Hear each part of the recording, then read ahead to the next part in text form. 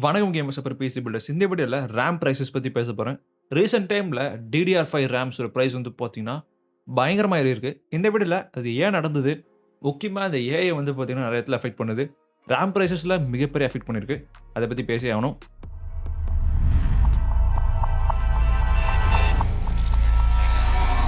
RAM component பொறுத்தவரைக்கும் பிசில most important நல்லாவே தெரியும். பட் ரீசென்ட் டைம்ல ரேமோட இம்பார்ட்டன்ஸ் வந்து ரொம்ப அதிகமாயிடுச்சு. நான் ரேம்னு பேசுறது வந்து பார்த்தீங்கன்னா, மெமரி இன் டோட்டல் சொல்றேன். ஸ்டோரேஜ் மெமரி தாண்டி வந்து பார்த்தீங்கன்னா, ஜெனரல் ரேண்டம் ஆக்சஸ் மெமரி வந்து ரொம்ப இம்பார்ட்டன்ட் ஆயிடுச்சு. முக்கியமா இந்த ஏஐக்கு அப்புறம். ஒரு டைம்ல 8 ஜிபி ரேம் இருந்தாலே வந்து பார்த்தீங்கன்னா, கேமிங்க்கு லக்ஸரி சொல்லுவாங்க. இப்போ வந்து 16 பத்தாது, 32வும் பத்தாதுன்னு கூட சொல்லுவாங்க கொஞ்ச நாள்ல. ஏன்னா கான்சோல் ஈக்குவலன்ட் வந்து பார்த்தீங்கன்னா, நெறைய ரேம் வந்து அலோவ் பண்ணுது. ஸோ அதே மாரி வந்து பார்த்தீங்கன்னா, பிசில கேம்ஸ் செய்யும்போது அதே மாரி ரெக்வயர்மென்ட் தேவைப்படும். பட் ரீசென்ட் டைம்ல ரேமோட பிரைஸஸ் வந்து பார்த்தீங்கன்னா, ரொம்ப அதிகமாயிடுச்சு. ஒரு டைம்ல வந்து பார்த்தீங்கன்னா, DDR4 வந்து ரொம்ப கம்மியா இருந்தது. ஸோ அந்த காரணத்தினால தான் வந்து பார்த்தீங்கன்னா, இன்னொரு நான் 16 வாங்கி போட்டிருந்தேன். ஸோ இப்போ 32 கிட்ட வச்சிருக்கேன் நான் DDR4. அது எப்படி ரேம் பிரைஸ் குறைந்தது கேட்டீங்கன்னா, அந்த டைம்ல சர்ப்ளஸா வந்து மேக் பண்ணாங்க. எஸ், நெறைய ரேம் செஞ்சாங்க. பயங்கரமா டிமாண்ட் இருக்கும் செஞ்சாங்க. பட் அந்த அளவுக்கு டிமாண்ட் எக்ஸ்பெக்ட் ஆகல. பட் போக வந்து பார்த்தீங்கன்னா, ஏஐ ஜிபியூஸ் வந்து அதிகமாயிடுச்சு. எஸ், ஏஐ ஸ்பெசிஃபைட் சொல்றேன் நானு. இப்போ யூசுவலா வந்து ஒரு கிராபிக்ஸ் கார்ட்ல வந்து பார்த்தீங்கன்னா, தனியா உங்களுக்கு மெமரி இருக்க போது. ஸோ அது வந்து VRAM சொல்லுவோம். அந்த VRAM வந்து பார்த்தீங்கன்னா, GDDR கூட சொல்லுவாங்க. ஸோ ஆல்மோஸ்ட் வந்து கிராபிக்ஸ் மெமரி சொல்லலாம் அத. இது வந்து பார்த்தீங்கன்னா, ஆல்மோஸ்ட் DDRஓட காம்போனன்ட்ஸ் யூஸ் பண்ணோம். அதே மாரி கூட செய்யலாம். பட் ஆனா கொஞ்சம் டிஃபரண்ட் கேரக்டரிஸ்டிக்ஸ். அப்புறம் முக்கியமா வந்து பார்த்தீங்கன்னா, ரொம்ப ஃபாஸ்டர் இது. பயங்கர ஃபாஸ்டரு. கொஞ்சம் எக்ஸ்பென்சிவ் கூட. ஸோ ஏற்கனவே வந்து ஏஐல முக்கியமான விஷயம் வந்து பார்த்தீங்கன்னா, VRAM தான். நீங்க எந்த மாடல் வேணாலும் லோட் பண்ணுங்க. VRAM தான் மோஸ்ட் இம்பார்ட்டன்ட். எஸ், உங்க ஜிபி பவர் வந்து கம்மியா இருந்தா கூட ஓகே. பட் VRAM இல்லன்னா வச்சுக்கோங்களேன், மாடல் லோடே பண்ண முடியாது. இல்லனா தேவையில்லாம RAMல லோட் பண்ணி CPUல ரன் பண்ற மாரி இருக்கும். இப்போ வர கன்சியூமர் கிரேட் GPU கூட வந்து பார்த்தீங்கன்னா, VRAMல அதிகமா இம்பார்ட்டன்ஸ் செலுத்துறாங்க. ஏன்னா வந்து கேம்ஸ் அதிகமா தேவைப்படுது. AI மாடல்ஸும் வந்து பார்த்தீங்கன்னா, கன்சியூமர் ரன் பண்றாங்க பிசில. அந்த காரணத்தினால RAMஓட பிரைஸஸ் வந்து பார்த்தீங்கன்னா, ஆட்டோமேட்டிக்கா வந்து ரிஃப்ளெக்ட் ஆக ஆரம்பிச்சது. ஏன்னா வந்து எல்லாருமே வந்து VRAM நோக்கி போக ஆரம்பிச்சாங்க. ஸோ VRAM வச்சுக்கோங்களேன், எல்லாமே வந்து இனிஷியலா ஒரே மாரி தான் ஆரம்பிக்கும். பட் பிரிஞ்சு போறது வந்து பார்த்தீங்கன்னா, எல்லாமே வந்து பார்த்தீங்கன்னா, மோஸ்ட்டா VRAM சைடு தான் போயிருக்கு. அதுதான் மெயின் காரணமே. அதுக்கப்புறம் வந்து இப்ப சர்வர் கிரேட், புரொடக்ஷன் கிரேட் ஜிபியூஸ்லாம் வந்து பார்த்தீங்கன்னா, H200, H100லாம் சொல்லுவாங்க பார்த்தீங்களா? அதுல இப்போ வந்து GDDR மாரி வந்து VRAM யூஸ் பண்றதில்ல. அதுக்கு தனியா HBM எடுத்துட்டு வந்திருக்காங்க. High bandwidth மெமரின்னு. ஸோ இது ரொம்ப ஃபாஸ்ட் ஆக்சுவலா. பத்தாததுக்கு வந்து பார்த்தீங்கன்னா, இப்ப எல்லா விதமான மெமரி மேக்கர்ஸும் முக்கியமா சைனால வந்து பார்த்தீங்கன்னா, மிகப்பெரிய மெமரி மேக்கர் இருக்காங்க. அவங்கலாம் வந்து அவங்க கன்வேயர் பெல்ட்ட வந்து DDR5க்கும் அப்புறம் வந்து பார்த்தீங்கன்னா, HBM2க்கும் வந்து ஃபோக்கஸ் பண்றாங்க. ஏன்னா, அதான் அதிகமா காச ஈல்ட் பண்ணுது. ஸோ ஒரு H200 வந்து பார்த்தீங்கன்னா, ஃபுல்லா பில்ட் பண்ணணும்னா ரூ. 2,00,00,000 ஆகும். ஸோ ஆல்மோஸ்ட் வந்து ஒரு BMW கார் அளவுக்கு சொல்லலாம். ரேசிங் கிரேட் கார் அளவுக்கு. பட் அதோட பெர்ஃபார்மன்ஸ் வந்து நீங்க அடிச்சுக்க முடியாது. AI மாடல் வந்து அசால்ட்டா ரன் பண்ணும். அதுதான் வந்து பார்த்தீங்கன்னா, இப்போ Grok, Perplexityலாம் யூஸ் பண்றீங்க பார்த்தீங்களா? பவர் பண்றது எல்லாம் இது போல GPUஸ் தான். ஸோ இப்ப இந்தியால வர எக்கச்சக்கமா ஃப்ரீயா குடுத்துட்டு இருக்காங்க. நம்ம வர பார்த்தீங்கன்னா, டேட்டா வந்து ஃப்ரீயா வந்து குடுத்துட்டு இருக்கோம் நம்பளும். ஸோ இது போல நெறைய யூசர்ஸ் வர நெறைய மாடல்ஸ் வந்து ட்ரெயின் பண்ண இன்னும் அதிகமா வந்து GPUஸ் தேவைப்படும். ஸோ அதனால வந்து பார்த்தீங்கன்னா, மோஸ்ட்டா அந்த மெமரி மார்க்கெட் வந்து ஃபுல்லா அத ஃபோக்கஸ் பண்ணி இருக்கு. ஸோ அதே மாரி இன்னும் DDR4 விட்டு நெறைய பேர் போகல. இன்னும் பழைய ஜென் சிபியூஸ் வந்து பார்த்தீங்கன்னா, இப்ப தான் பிரைஸ் கம்மியா இருக்கு. ஒரு 10,000 ரீஜியன்ல வருது. Ryzen 5லாம். ஸோ அந்த மாரி இருக்கும்போது இன்னும் நெறைய பேர் வாங்குவாங்க. ஸோ DDR4க்கு வந்து பார்த்தீங்கன்னா, மார்க்கெட் கம்மியான காரணத்தினால பழைய ஸ்டாக் தான் வச்சு ஓடிட்டு இருக்காங்க. அந்த காரணத்தினால அதோட பிரைஸும் ஏறி போச்சு. பட் DDR5 பிரைஸஸ் வந்து பார்த்தீங்கன்னா, ஆல்மோஸ்ட் டபுள் ஆயிருக்கு. ஒரு 32 ஜிபி DDR5 RAM வாங்குறது வந்து பார்த்தீங்கன்னா, ஆல்மோஸ்ட் எக்ஸ்பென்சிவ் ஒரு Switch 2 வாங்குறதோ, இல்ல வந்து ஒரு Xbox Series S வாங்குறதோ அளவுக்கு இருக்கு. ஸோ அந்த அளவுக்கு ஏறி போச்சு விலை. ஸோ இந்த டைம்ல பிசி பில்ட் பண்றது வொர்ஸ்ட் பாசிபிள் டைமு. ஏன்னா RAM பிரைஸ் வந்து பார்த்தீங்கன்னா, அநியாயத்துக்கு இருக்கு. ஸோ ஆல்மோஸ்ட் வந்து டபுள் மடங்கு சொல்லலாம். அந்த காரணத்தினால இப்ப RAM வந்து பார்த்தீங்கன்னா, பெரிய பிரச்சனையா இருக்கு. அத வச்சு தான் மெயினா பில்ட் பண்ணவே முடியும். எப்படினா எல்லா ஜென் பிளாட்ஃபார்ம்ஸ் வந்து பார்த்தீங்கன்னா, கிராஸ் ஜென் RAM சப்போர்ட் பண்றது இல்ல.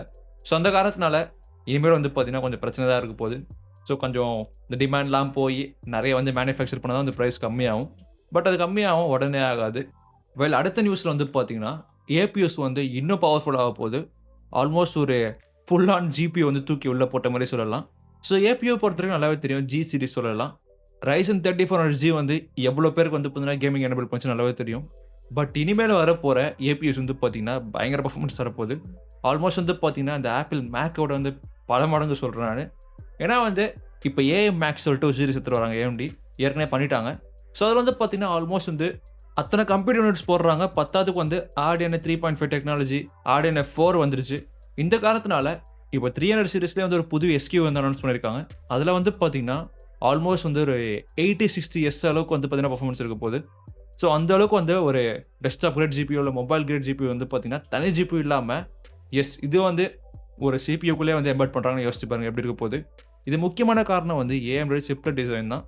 ஸோ உங்களுக்கு ஸ்டாக் பண்ண போறாங்க கோர்ஸ. அதனாலேயே வந்து பார்த்தீங்கன்னா நெறைய இடம் இருக்க போகுது. பட் என்ன வச்சுக்கோங்களேன், ஜெனரலாவே வந்து பெரிய சாக்கெட் வச்சா அதிகமா தெர்மல் மேனேஜ்மென்ட் பண்ணணும். ரொம்ப கஷ்டம் கூட அது, எக்ஸ்பென்சிவ் கூட. அந்த காரணத்தினால தான் 3D ஸ்டாக்கிங் எடுத்துட்டு வந்தாங்க. அதுதான் வந்து பார்த்தீங்கன்னா கேம் சேஞ்சர். இது போல ஏபியூஸ் வந்து பெட்டர் ஆனதுக்கு. இது வந்து ஒரு மேக் ரூட் மாரி போறாங்க. ஸோ இது வந்து யூனிஃபைட் மெமரி எடுத்துட்டு வராங்க. இதனால வந்து பார்த்தீங்கன்னா, ஆல்மோஸ்ட் இந்த ஏஐ மினி கம்ப்யூட் பிசிஸ்லாம் எடுத்துட்டு வந்துட்டு இருக்காங்க இப்ப. 128 ஜிபி ரேம் வரைக்கும் வந்து தராங்க அதுல. இந்த காரணத்தினால மாடல்ஸ் வந்து டைரக்ட்டா ரன் பண்ண முடியும். பெரிய பெரிய மாடல்ஸ்லாம் சொல்றேன்.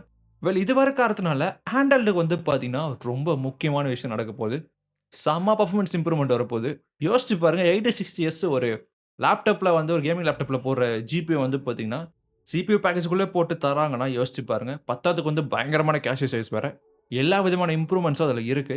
இந்த காரணத்தினால இனிமேல் வரப்போற ஹேண்டில்ஸ் வந்து பார்த்தீங்கன்னா, யூஸ் பண்ண சான்ஸ் இருக்கு. பட் இந்த ஏஎம் மேக்ஸ் இருக்க சிபியூ இருக்க லேப்டாப்ஸ்லாம் வந்து பார்த்தீங்கன்னா, மோஸ்ட்டா வந்து ரூ. 2,00,000 இருக்கு.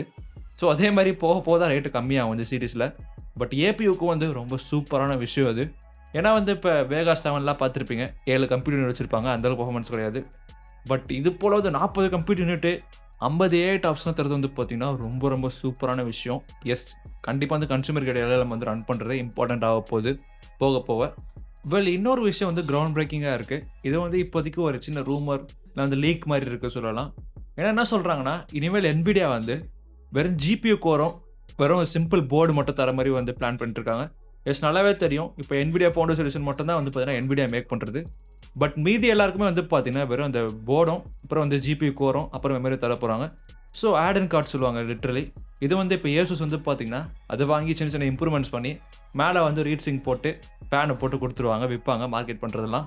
ஸோ இந்த காரணத்தினால நெறைய வெரைட்டி கிடைக்க போகுது உங்களுக்கு. சின்ன சின்ன இம்ப்ரூவ்மென்ட்ஸோட கிடைக்கும். பட் இத வந்து பார்த்தீங்கன்னா, இன்னும் கொஞ்சம் கஸ்டமைஸ் பண்ற மாரி நெனைக்கிறாங்க. ஏன்னா வந்து NVIDIA இப்ப ஃபுல்லா வந்து கேமிங் மார்க்கெட்ட வந்து மறக்க ஆரம்பிச்சுட்டாங்க. அவங்க மெயின் மார்க்கெட் வந்து ஏஐ மார்க்கெட் தான். பட் தூக்கி விட்ட கேமிங் மார்க்கெட் வந்து பார்த்தீங்கன்னா, இக்னோர் பண்ண போறாங்க. ஏன்னா வந்து ஜிபியூ கோர் மட்டுமே வந்து சென்ட் பண்ற மாரி பிளான் பண்ணியிருக்காங்க. இந்த காரணத்தினால Asus, Gigabyte இல்ல சின்ன சின்ன Zotac கம்பெனி கூட வந்து பார்த்தீங்கன்னா, அவங்களே மெமரி சோர்ஸ் பண்ணி, எம்பெட் பண்ணி, ஒரு கன்வேயர் பெல்ட் வச்சு தான் வந்து பண்ண முடியுமே. ஸோ ஜிபியூ கோர் மட்டும் குடுத்துட்டு மீதிலாம் நீங்க பார்த்துக்கோங்க சொல்ற மாரி தான் அது.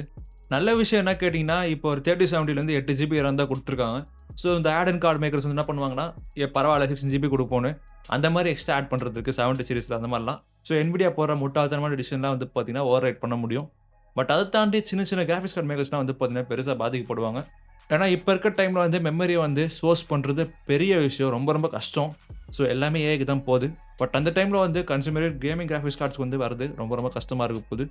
ஸோ அந்த டைம்ல வந்து பார்த்தீங்கன்னா, NVIDIAக்கு ஏன் அந்த தலைவலி? எப்படி நான் பயங்கரமா ப்ராஃபிட் பார்த்துட்டு இருக்கேன் ஏஐ இதுல. அந்த காரணத்தினால இத நான் கழட்டி விட்டுறேன்னு சொல்லிட்டு வெறும் ஜிபியூ கோர் மட்டும் சென்ட் பண்ண போறாங்க போல.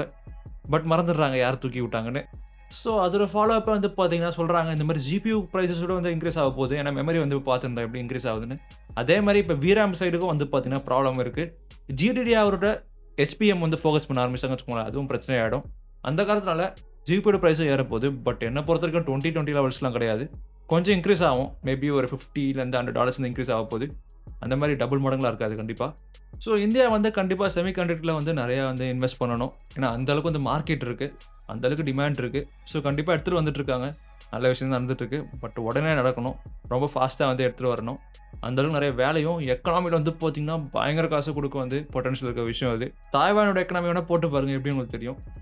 அவ்வளோ அளவுக்கு இருக்கு. ஸோ அதுதான் மேட்ரு. இந்த வீடியோ பார்த்த தேங்க்ஸ். இது போல பல கண்டென்ட்ஸ் எல்லாம் ப்ரொஜெக்ட் பண்ணி பாருங்க. பாய்.